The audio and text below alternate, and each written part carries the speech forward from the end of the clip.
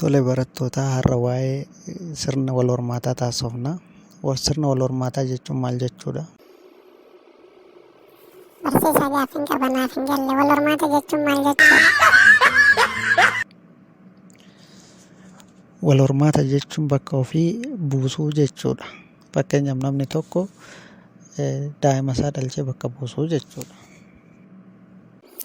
Akkamitti dhalchinaa? Kan ittiin dhalchinu qaamolee wal hormaataa fayyadamuudhaan.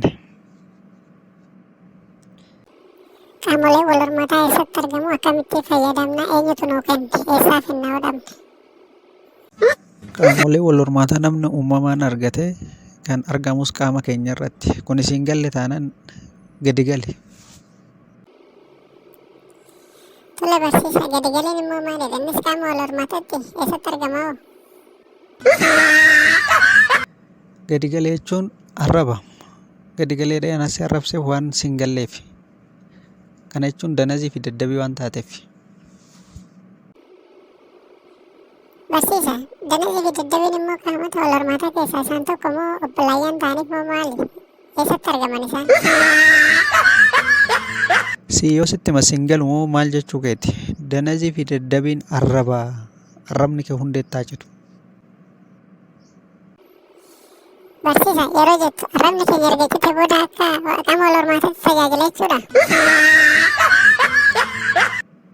Ante የቲክቶክ ልጅ ወጋ ስትመስል ፊንገል ወቹዳ ለምን አትሰማም? እኔ የሚለኝ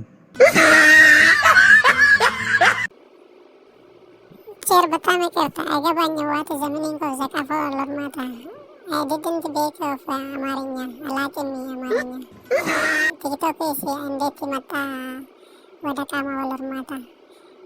Are you TikToker or not?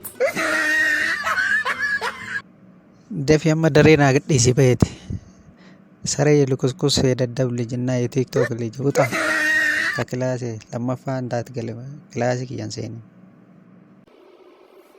Barsiisaa sittaata maccaani koo daree kana nufi akkuma sin dabbarreef malee daree keessa maa kophaa ta'e sareetti nan dhufuun barbaadu bar.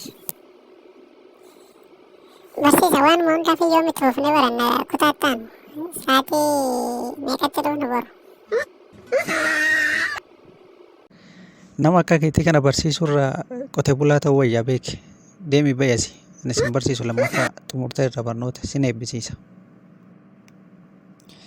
Galee abbaa keetiin akkana jedhiin. Harree naa bitin anna gada jedhiin.